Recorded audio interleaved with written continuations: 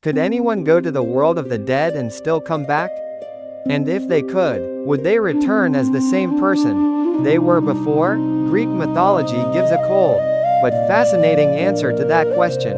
Almost no one comes back, and even those who do are never quite the same again. Out of all the heroes, kings, and legendary figures in these stories, only a handful enter the underworld while still alive, and make it back into the sunlight. Today, we are following three of them: Orpheus, Heracles, and Odysseus. One goes down for love. One goes down to prove his strength. One goes down to find a way forward. All three return, but none of them truly win. Before we begin, it helps to picture what the underworld means in Greek myth. It is not quite the same as the simple idea of a place where only the wicked are punished. More than anything, it is the realm of the dead, a place where shadow comes before light, and where sighs seem louder than words. For a living person to cross that boundary is already a break in the natural order. To come back is even more rare. That is why these are not just adventure stories. They reveal how the Greeks imagined love, how they feared power, and how they thought about wisdom and death. Let's start with Orpheus. Of the three, his story may be the most human, and for that reason, the one that hurts the most. Orpheus is not a warrior hero. He is a singer. In myth, his music is so beautiful that it can move not only people, but trees and stones as well. And yet even for someone like that, or maybe especially for someone like that, something cruel happens. His wife Eurydice dies far too soon. Some versions say it comes through a snake bite. Others simply make it sudden and merciless. But the important thing is simple. He loses the person he loves most. Most of us, at some point, have imagined something like this. If only I could see them one more time. If only I could say one more thing. If only I had been there. Orpheus cannot let go of that thought. So in Greek myth, he goes down into the underworld while still alive. This part has always felt frightening to me. No sword, no armor, just one man, his voice, and his instrument, walking into the land of the dead. That feels less like bravery and more like despair. But Orpheus turns that despair into song. His music moves the ferryman at the river. It softens the great guard dog at the gate. And in the end, it reaches the rulers of the underworld. In this story, what shakes the world of death is not force. It is grief. They give him one condition. He may lead Eurydice back with him, but he must not look behind him. Not until they have fully left the underworld. He cannot turn to check if she is truly there. On paper, that sounds simple. But if you imagine it in your own life, it becomes almost impossible. You are told to trust, but you cannot see. The person you love is supposed to be right behind you. Yet you hear no footsteps. No breath, no sign at all. Would you be able to keep walking? Honestly, I'm not sure I could. Orpheus cannot either. He almost makes it. He can see the light.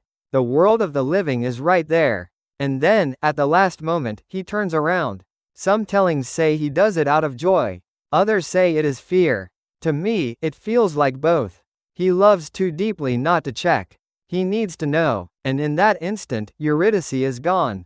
This time, forever. Orpheus is one of the few who return from the underworld. But he returns without the one thing he went there to save. In that sense, he may be the most tragic of the three. And yet he is also the one people remember the longest.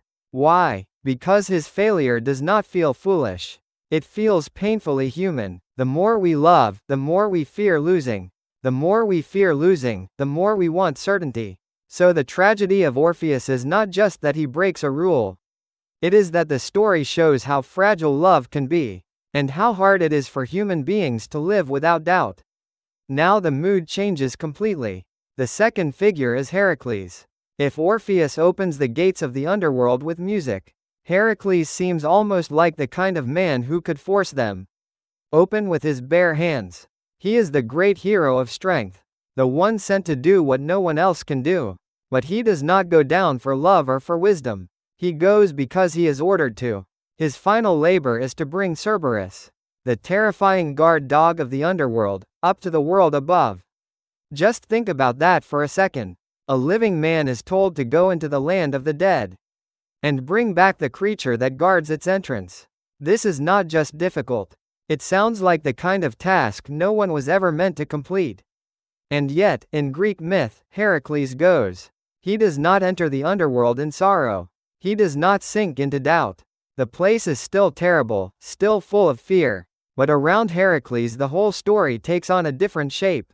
Now the question is this: how far can human strength go? Can courage still matter at the edge of death? Heracles accepts that test, and in the end, he returns with Cerberus. On the surface, he looks like the clear winner. He does not fail like Orpheus. He does not go only to ask questions. He comes back with proof.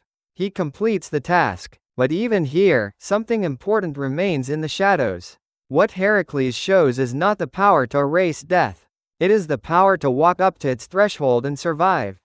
That is not the same thing. He does not destroy the underworld. He does not undo the order of things. He enters, endures, and returns.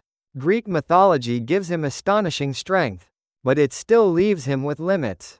No matter how mighty a person may be, they do not get to rewrite everything.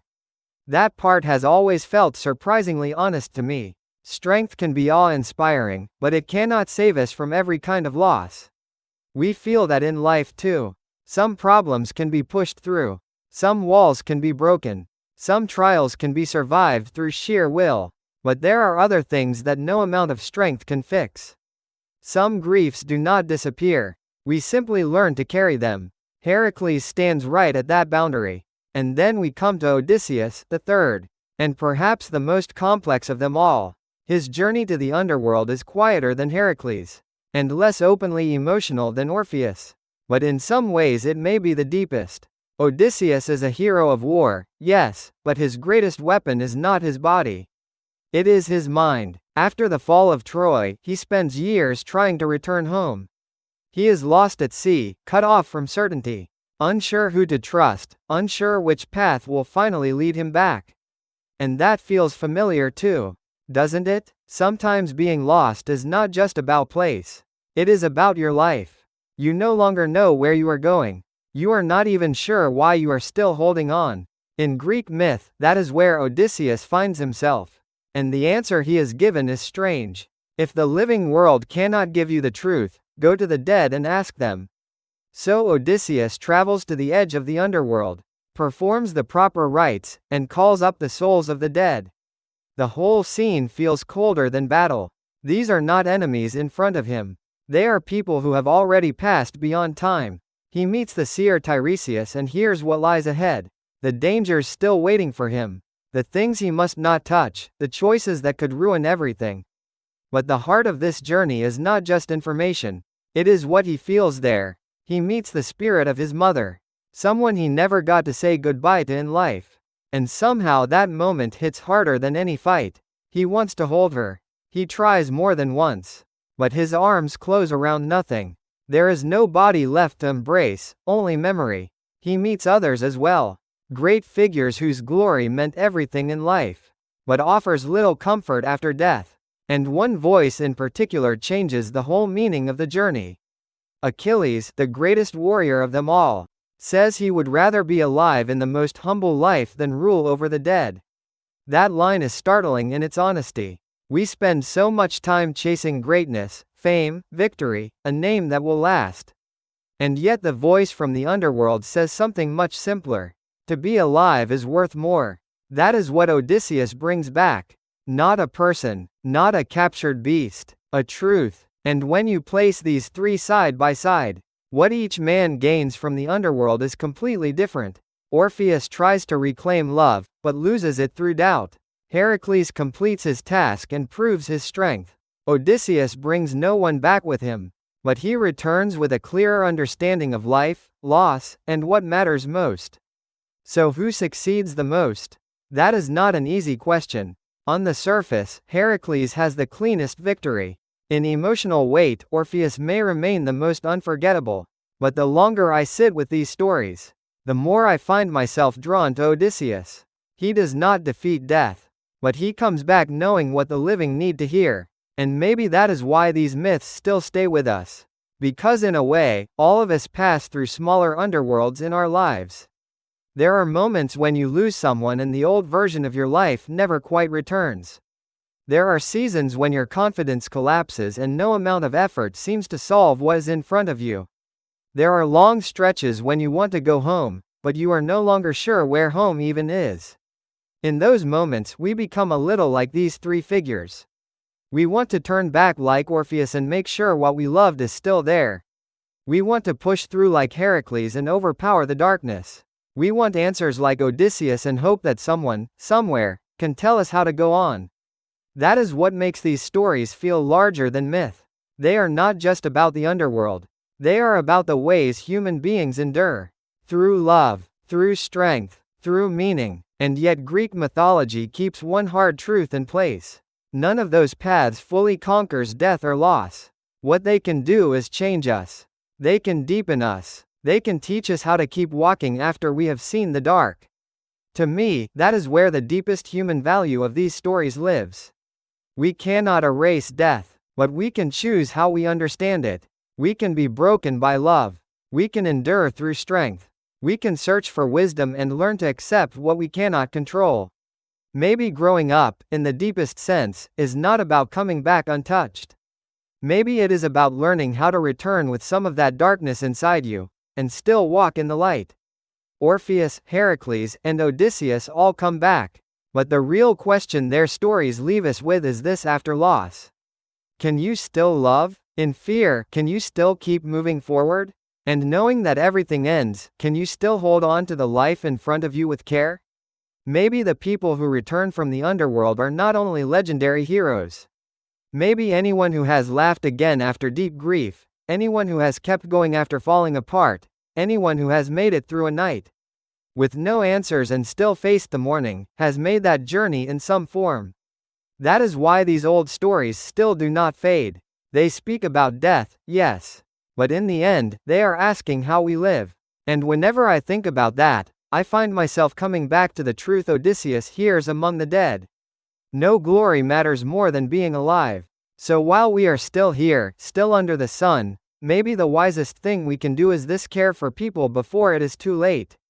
Speak while we still can, and love while love is still possible. That may be the most human thing these journeys to the underworld have to teach us.